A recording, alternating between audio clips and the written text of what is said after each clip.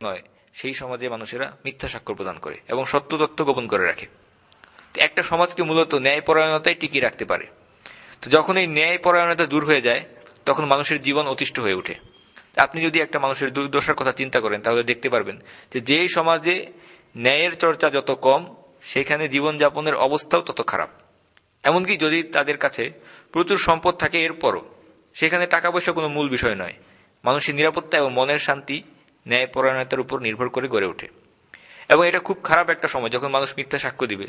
এবং সুবহানাল্লাহ, যে ন্যায়পরায়ণতার এত গুরুত্বের কারণেই মানুষের এই মিথ্যা সাক্ষ্য দেওয়াকে প্রধান 7টি কবিরা গুনার একটি করা হয়েছে। 7টি গুনাহ হচ্ছে ধ্বংসাত্মক বা মারাত্মক গুনাহ। এর মধ্যে একটা হচ্ছে এই মিথ্যা সাক্ষ্য দেওয়া।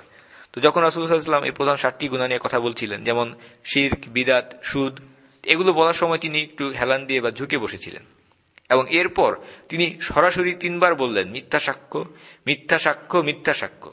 এভাবে একইভাবে তিনি কয়েকবার এই কথাটি বললেন। রাসূলুল্লাহ, সাহাবীগণ বললেন যে আল্লাহ রাসূল সাল্লাল্লাহু আলাইহি ওয়াসাল্লাম এই কথার উপরে অনেক বেশি জোর দিয়েছেন এবং এটা বলার সময় উনাকে খুব চিন্তিত দেখাচ্ছিল।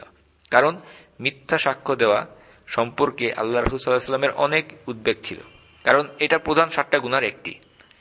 এই কাজটি যেভাবে মানুষের ভালো কাজগুলোকে ধ্বংস করে দেয়, ঠিক একইভাবে মানুষকে গুনাহের দিকেও টেনে নিয়ে যায়। অর্থাৎ এই গুনাহটা সে নিজেও একটা গুনাহ এবং একই সাথে সে মানুষের অন্যান্য ভালো কাজগুলোকেও ধ্বংস করে দিতে থাকে। তো মিথ্যা সাক্ষ্য দেওয়াটা এতটাই মারাত্মক।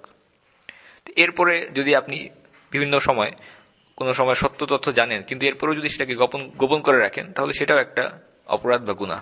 আপনি যদি সত্য জানেন এবং না বলেন, সেক্ষেত্রে সেটাও একটা পাপ হতে পারে। পরবর্তী 35 নম্বর আলামত হচ্ছে যে পুরুষ এবং নারীর মধ্যে সংখ্যার অনুপাত বৃদ্ধি পাবে। তো আল বুখারী বর্ণনা করেন যে রাসূলুল্লাহ সাল্লাল্লাহু আলাইহি ওয়াসাল্লাম বলেছেন যে কিয়ামতের একটা লক্ষণ হচ্ছে এমনভাবে মহিলাদের সংখ্যা বাড়বে এবং পুরুষের সংখ্যা কমে যাবে যে প্রতি 50 জন মহিলার জন্য একজন পুরুষ অবশিষ্ট থাকবে। সংখ্যার পার্থক্য এতটাই বেশি হবে যে 50 জন মহিলার জন্য একজন পুরুষ অবশিষ্ট থাকবে। এবং ইমাম নববী তিনি এই হাদিসের বর্ণনায় বলেছেন যে এর কারণ কি? এর কারণ হচ্ছে যে বিভিন্ন সময়ে সভ্যতার বিপ্লবের জন্য বা বিভিন্ন কারণে মানুষদের মধ্যে অনেক বেশি যুদ্ধ হবে।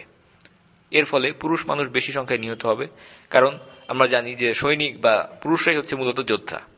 পুরুষরা দুনিয়াতে বিভিন্ন যুদ্ধে, বড় বড় যুদ্ধে নিহত হবে এবং এই কারণে নারীর সংখ্যার সাথে পুরুষদের সংখ্যার একটা বড় পার্থক্য হবে, যার ফলে দেখা যাবে যে 50 জন মহিলার জন্য একজন পুরুষ অবশিষ্ট থাকবে। এবং এরপর আসছে যে 37 নম্বর আলামত, যে মানুষের মধ্যে কিয়ামতের আগে হঠাৎ করে মৃত্যু হওয়ার প্রবণতা বেশি দেখা দিবে। তো তাবারানী বর্ণিত হাদিসে রাসূলুল্লাহ সাল্লাল্লাহু আলাইহি ওয়াসাল্লাম বলেন যে কিয়ামতের আরেকটি লক্ষণ হচ্ছে হঠাৎ মৃত্যু। অনেক মানুষ হুট করে মারা যাবে। তো এর কারণ হতে পারে যে হার্ট অ্যাটাক, স্ট্রোক, বা এখানে যে হাদিসে যে কথাটি বলা হচ্ছে সেটা বাহ্যিক কোনো দুর্ঘটনার কারণে, সড়ক দুর্ঘটনা বা যে কোনো বাহ্যিক দুর্ঘটনা, এর ফলে যে মানুষের মৃত্যু হবে হঠাৎ করে, এই কথাটি বলা হচ্ছে না। এখানে মানুষের দেহের ভিতরে, অর্থাৎ তার নিজের শরীরের ভিতরে হঠাৎ সৃষ্ট কোনো একটা দুর্ঘটনার কারণে সে মারা যাবে, এই কারণটিকে বলা হয়েছে। যেমন হতে পারে যে হার্ট অ্যাটাক বা স্ট্রোক করে সে হঠাৎ করে মৃত্যুবরণ করতে পারে। এবং লক্ষণীয় যে এই সব রোগগুলো হচ্ছে মূলত আধুনিক সমাজের মানুষের রোগ, অর্থাৎ ধনী এলাকা বা প্রযুক্তিগতভাবে উন্নত এলাকার মানুষদের মধ্যে এই হার্ট অ্যাটাক জনিত কারণে হঠাৎ করে মৃত্যু এটা বেশি দেখা যায়। প্রযুক্তিগতভাবে উন্নত এলাকার মানুষদের কাছে এই হার্ট অ্যাটাক বা স্ট্রোক এটা বলতে পারেন যে একভাবে যে মহামারী বা একটা বড় সমস্যা হিসেবে দেখা দিয়েছে। এর কারণ হচ্ছে যে এই সমস্ত আধুনিক এলাকার মানুষ তারা খুব বেশি শারীরিক কাজকর্ম করে না, বেশি চলাফেরা করে না, বসে থেকেই অফিসে বা স্কুল কলেজে কাজ করে, কিংবা ব্যবসা ক্ষেত্রেও তারা বসে বসেই মূলত কাজগুলো করে। এখন বেশিরভাগ মানুষ এভাবেই কাজ করছে, শারীরিক পরিশ্রম তাদের বেশি হয় না। আগে এক সময় মানুষ তারা বিভিন্ন কাজে যেত, কাজ করত, পায়ে হাঁটতে হতো, এমনকি ব্যবসায়ীদেরকে অনেক দূরের পথ ভ্রমণ করতে হতো। সেই কারণে তাদের মধ্যে এই রোগগুলো ছিল না। কিন্তু বর্তমানে মানুষের জীবনযাত্রায় অনেক বেশি পরিবর্তন এসেছে, যার ফলে আধুনিক সমাজে, প্রযুক্তিগত উন্নত সমাজে এই রোগটা বেশি আকারে দেখা দিয়েছে। আগেকার যুগের মানুষদের দিকে যদি আপনারা মনোযোগ দেন, তাহলে দেখতে পারবেন যে তাদের জীবনযাত্রার যে ধরন ছিল, সেই ধরনটাই তাদেরকে শারীরিকভাবে সুস্থ রাখত, কর্মক্ষম রাখত। আগের যুগের ইতিহাসে কখনো কোনো বিনোদনের কেন্দ্র বা রিক্রিয়েশন সেন্টার খুঁজে পাওয়া যায় না। মানুষের স্বাভাবিক জীবনের মধ্যেই মানুষ বিনোদন খুঁজে পেত।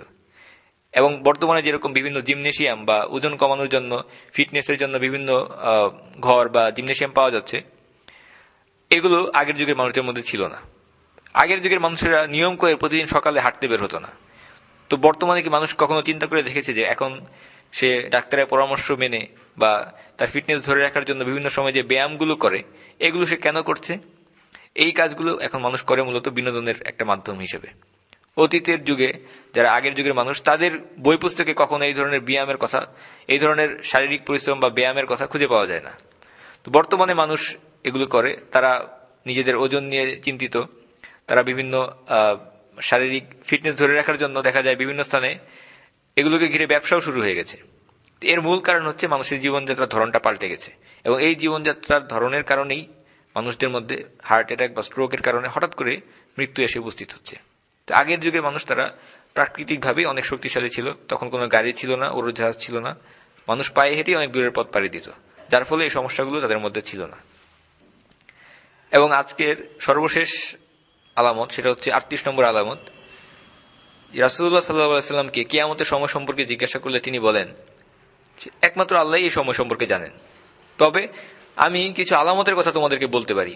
তো অনেকগুলো আলামতের মধ্যে একটা আলামত হচ্ছে এই সময়টা হবে ফিতনা এবং হারাজের সময়।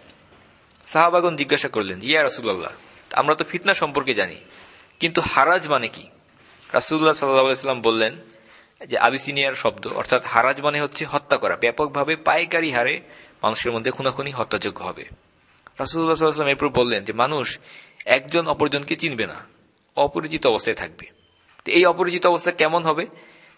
মানুষ একজন অপরজন ব্যক্তির নাম পরিচয় জানবে না, রাসূলুল্লাহ সাল্লাল্লাহু আলাইহি ওয়াসাল্লাম কিন্তু এই কথাটি বলেননি, বরং একজন মানুষ অপরজনের সাথে এমনভাবে কাজকর্ম করবে, বা একজন মানুষ অপরজনের সাথে এমনভাবে কাজকর্ম করবে যে তারা একে অপরের কাছে অপরিচিত মনে হবে, অর্থাৎ শত্রুতা থাকবে, মানুষের মধ্যে শত্রুতা বেশি অবস্থায় থাকবে। আপনি হয়তো একজন মানুষকে খুব ভালো করে চিনেন, তার নাম কি, পরিচয় কি, এগুলো জানবেন, কোথায় থাকে, কি করে, এগুলো আপনি জানবেন, কিন্তু এরপরও বিভিন্ন কারণে তার সাথে এমনভাবে আচরণ করবেন যেন সে একজন একেবারে অপরিচিত মানুষ, কেউ না।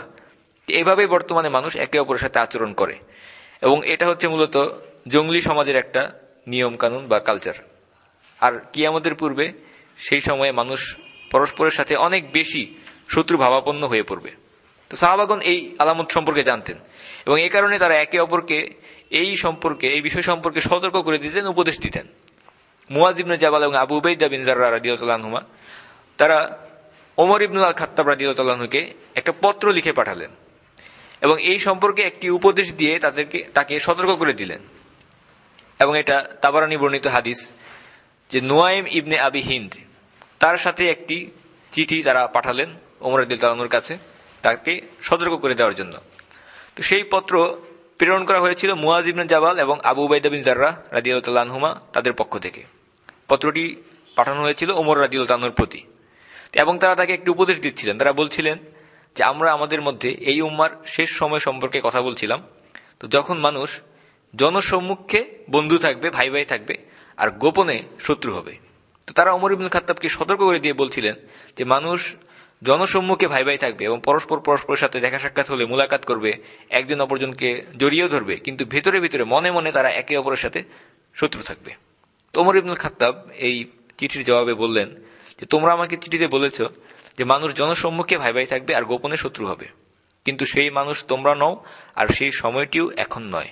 এটা সেই সময় সম্পর্কে বলা হয়েছে যখন মানুষের আগ্রহ শুধুমাত্র সেই বিষয়েই থাকবে যাতে তাদের কিছু দুনিয়াবি লাভ হয়।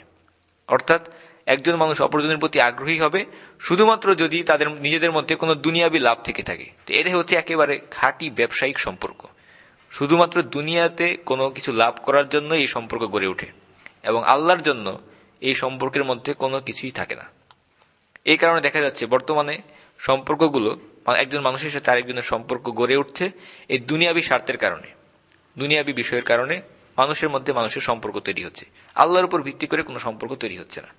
এবং আমরা এর অনেক উদাহরণও দেখতে পাই, যেমন বর্তমানে যখন একজন নারী একজন পুরুষ বিয়ে করে, তারা বিয়ের সময় একজন অপরজনের সম্পদ, অর্থ এগুলো দেখে, এবং অপরজনের ব্যাংক ব্যালেন্স কত এগুলো দেখে একজন আরেকজনের প্রতি সম্পর্ক গড়ে ওঠে। অর্থাৎ দুনিয়াবি স্বার্থের উপরে সম্পর্ক গড়ে ওঠে, আল্লাহকে ভালোবাসার কারণে সম্পর্ক গড়ে ওঠে। এই ধরনের উদাহরণ খুঁজে পাওয়া খুবই কঠিন। সম্পর্কগুলো টাকা পয়সা এবং দুনিয়াবি স্বার্থের উপরে ভিত্তি করে গড়ে উঠছে, আর এই কারণেই মানুষের মনের মধ্যে কোনো মিল নেই। তো এই দুনিয়াবি স্বার্থের উপর ভিত্তি করে যাই হোক না কেন, যে সম্পর্কই গড়ে উঠুক না কেন, সেটা বেশি দিন টিকে থাকে না। আর যে সম্পর্ক আখিরাতের উপর ভিত্তি করে গড়ে ওঠে সেটা টিকে থাকে। তো কুরআনেও এই বিষয়টি বলা হয়েছে যে মানুষের মন বিভিন্ন দিকে ছুটে চলে। আল্লাহ সুবহানাহু ওয়া তাআলা বলছেন যে ওয়াকুলুবুহুম সাত্তা, ওয়াকুলুবুহুম সাত্তা, সাত্তা মানে হচ্ছে শত শত টুকরা, শত বিচ্ছিন্ন। আল্লাহ সুবহানাহু ওয়া তাআলা বলছেন যে তাদের অন্তরগুলো শত শত বিচ্ছিন্ন অবস্থায় থাকে, শতধা বিচ্ছিন্ন অবস্থায় থাকে। কারণ আমরা দেখতে পাই যে প্রত্যেকটা মানুষই তার জীবনের উদ্দেশ্য লক্ষ্য এক এক দিকে, এক একজন এক এক দিকে ছুটছে। তো আখিরাতের পথই হচ্ছে একমাত্র সাধারণ রাস্তা, যে রাস্তায় সব মানুষকেই চলতে হবে। এবং দুনিয়াতে সবসময়ই একজন মানুষের সাথে অপর একজন মানুষের বিভিন্ন কারণে স্বার্থের বিরোধ দেখা দেয়, এবং এটা ঘটে থাকে। কিছু কিছু সময় হয়তো দেখা যাবে যে এগুলো নিয়ে কোনো ঝামেলা হয় না, আবার অধিকাংশ সময়ে ঝামেলা তৈরি হয়। এই কারণে দুনিয়াবি কোনো একটা সাধারণ উদ্দেশ্যে, যেখানে সবার উদ্দেশ্য একই, দুনিয়াবি কোনো একটা বিষয় লাভ করা, সেখানে সবসময় সবার জয় হবে না। এর কারণ হচ্ছে দুনিয়াবি কারণে যে স্বার্থগুলো থাকে সেগুলো হচ্ছে একটা আরেকটার সাথে পরস্পর বিরোধী। তো মানুষ যদি একজন আরেকজনের সাথে এভাবে প্রতিযোগিতা শুরু করে, তাহলে দুনিয়াতে ফিতনা এবং ফাসাদ শুরু হয়ে থাকে। এবং এই কথাটি আল্লাহ সুবহানাহু ওয়া তাআলা বলছেন, আল্লাহ বলছেন যে আল্লাহ যদি মানব জাতির একটা দলকে অপর আরেক দল দ্বারা প্রতিহত না করতেন, তাহলে মানুষের উপরে ফিতনা ফাসাদ বিস্তার লাভ করত। আল্লাহ বলছেন সূরা হাজরের 40 নম্বর আয়াতে যে আল্লাহ যদি মানুষের একটা দলকে আরেক দল দ্বারা ফিরিয়ে না দিতেন, প্রতিহত না করতেন, তাহলে এই যে খ্রিস্টানদের নির্জন গির্জা, ইবাদতের স্থান, ইহুদিদের উপাসনালয়, এমনকি মসজিদগুলো, এগুলো সব বিধ্বস্ত হয়ে যেত, যেগুলোতে আল্লাহর নামকে অধিক পরিমাণে স্মরণ করা হয়। অর্থাৎ যে জিহাদের মাধ্যমে আল্লাহ যখন একদল মানুষকে আরেক দল মানুষের উপরে বিজয়ী করেন, প্রতিহত করেন, এই কাজটা যদি আল্লাহ সুবহানাহু ওয়া তাআলা না করতেন, তাহলে যখন সবার উদ্দেশ্য একই, অর্থাৎ দুনিয়াতে সবার যখন একই উদ্দেশ্যে প্রতিযোগিতা থাকে, তখন সেই প্রতিযোগিতা একে অপরকে ধ্বংস করে ফেলত। কারণ দুনিয়াবী বিষয়ের প্রতিযোগিতায় একে অপরের সাথে স্বার্থের সংঘাত হয়ে থাকে, আর আখিরাতের বিষয়ের প্রতিযোগিতায় একে অপরের সাথে সহযোগিতা হয়ে থাকে। তো এইভাবে যখন অবস্থা পরস্পর বিরোধী হয়ে যায়, তখন একজন অপরজনের উপরে বিজয়ী হয়ে থাকে। তো ওমর ইবনুল খাত্তাব রাদিয়াল্লাহু আনহু তাদের পত্রের জবাবে লিখলেন যে চিন্তা করো না, এইটা বর্তমানে সেই যুগ নয় এবং এটা সেই সময় নয়, এই সময়টা আসবে ভবিষ্যতে, যখন মানুষ জনসম্মুখে ভাই ভাই থাকবে, কিন্তু গোপনে তারা পরস্পরের প্রতি শত্রু হবে। সাল্লাল্লাহু আলা সাইয়্যিদিনা মুহাম্মদ ওয়া আলা আলিহি ওয়া সাহবিহি ওয়া সাল্লাম তাসলিমান কাসীরা।